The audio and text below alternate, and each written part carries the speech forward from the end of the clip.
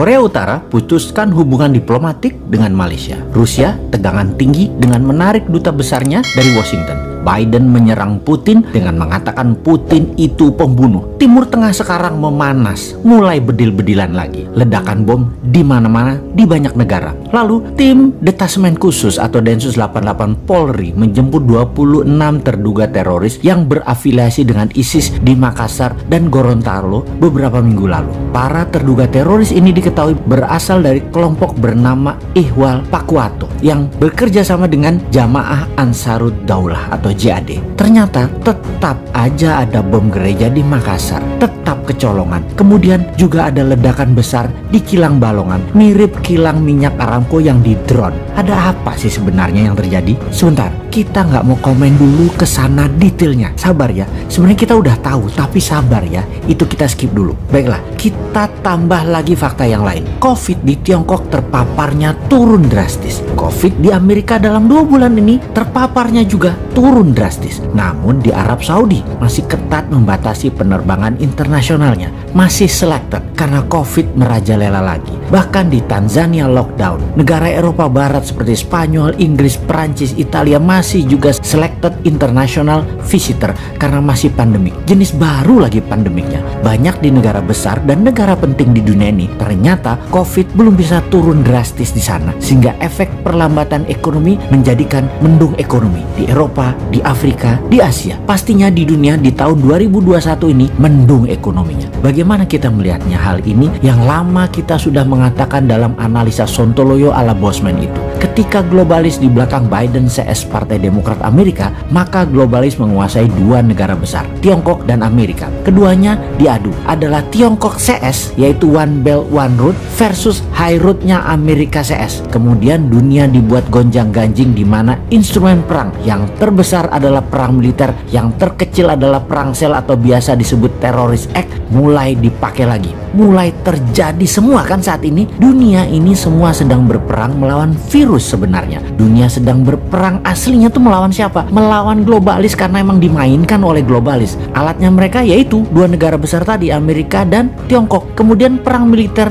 dan berbagai penyakit disebabkan oleh virus seperti Ebola, Cikunya, dan Corona. Disinilah cara bernegara Indonesia ditantang ke limit, ke batas kemampuan maksimum pemimpinnya, ke batas kemampuan maksimum politikusnya, dan ke batas kemampuan pejabatnya. Jadi apa yang terjadi di Indonesia saat ini seharusnya yang harus dilakukan? Kita tahu bahwa bentuk negara Indonesia bukan lagi seperti apa yang Founding Father Indonesia ini dibuat di awal pada saat Indonesia menyatakan dirinya menjadi negara. Indonesia ini bangsanya jadi dulu yaitu di tahun 1928. Baru negaranya lahir Indonesia itu yaitu di tahun 1945. Bergesernya bernegara saat ini karena kekuatan parlemen yang menguat ditambah kekuatan partai yang mencengkram dunia perpolitikan di Indonesia. Kita bukan lagi bentuk negaranya presidensial tapi parlementer. Karena itu ketika parlemen bertaring terlalu kuat, siapapun presidennya tidak akan bisa main gigi 5. Full throttle itu tidak mungkin. Tetap harus bagi-bagi kekuasaan dan bagi-bagi permen keuangan. Lalu yang jadi masalah adalah pengetahuan bernegara masyarakat juga parah, dibuat jadi rendah. Jadi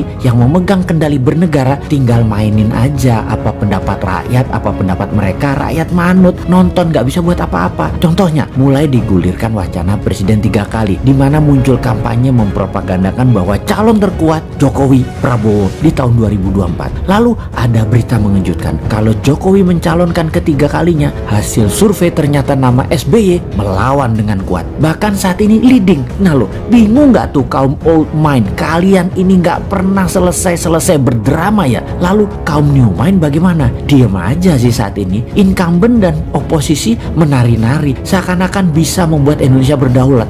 Ternyata sulit juga ya. Banyak orang yang gak tahu kalau saat ini Indonesia dipengaruhi Tiongkok dan IMF secara absolut. Banyak yang gak sadar dan banyak yang gak tahu. Paling banyak adalah yang gak peduli. Begini deh, kan 3 kali presiden menjabat masih wacana. Bagaimana kalau kita tambahkan wacana lagi, yang lain lagi? Ini kalau old mind punya nyali dan old mind punya kesadaran bernegara, yaitu cinta rakyat. Saat ini old mind berkuasa 100% di parlemen dan di pemerintahan. New mind di pinggiran, tak bertaring, tak berkuasa. Namun demi bangsa dan negara, beranikah sistem bernegara kita Indonesia tercinta ini untuk pilpres nanti lepas threshold 20% suara parlemen parlemen untuk calon presiden bisa dicalonkan. Suara 5% saja dan boleh mengajukan sepasang. Jadi banyak partai tidak harus berkoalisi. Terbukti 4 kali pilpres gabungan partai-partai calon presiden dan wakilnya tidak pernah terlalu cantik pasangan keduanya setelah menjabat. Jadi bagaikan pasangan nikah tanpa cinta. Ya sudah, sekarang kita usulkan suara parlemen turunkan dari 20% ke 5% untuk ambang batas calon presiden dan langsung bisa mengajukan sepasang. Syarat berikutnya, total pasangan calon tidak boleh 7 pasang dengan menghitung suara parlemen dari suara terbanyak. Jadi apa yang terjadi? Misalnya pasangan PDIP dan Gerindra, Pak Jokowi dan Pak Prabowo, itu sudah 30% suara parlemen. Tapi masing-masing ternyata kreatif. Masing-masing mencalonkan diri sendiri. PDIP mencalonkan Ganjar dan Puan. Gerindra mencalonkan Pak Prabowo dan Pak Sandi Uno. Kemudian Golkar mencalonkan Erlangga dan Tito. Golkar bisa calonkan sendiri tentunya. Partai Demokrat Perjuangan mencalonkan SBY dan AHY. Demokrat KLB mencalonkan Muldoko dengan Ahok. Nasdem Pak Surya Paloh dengan Ridwan Kamil. PKS Anies dengan Habib Rizik. PKB Caimin dengan Deddy Corbuzier. PAN P3 mencalonkan Gatot dan Din Samsudin. Siapapun itu silahkan bertanding. Mainnya nanti 2 babak jika tidak ada pemenang yang mendapatkan suara 50% plus 1 suara. Jadi tanding ulang 2 yang teratas. Dengan demikian peluang putra bangsa terbaik untuk bisa membangun bangsa negara menjadi terbuka lebar. Lalu kita dengan santainya bertanya,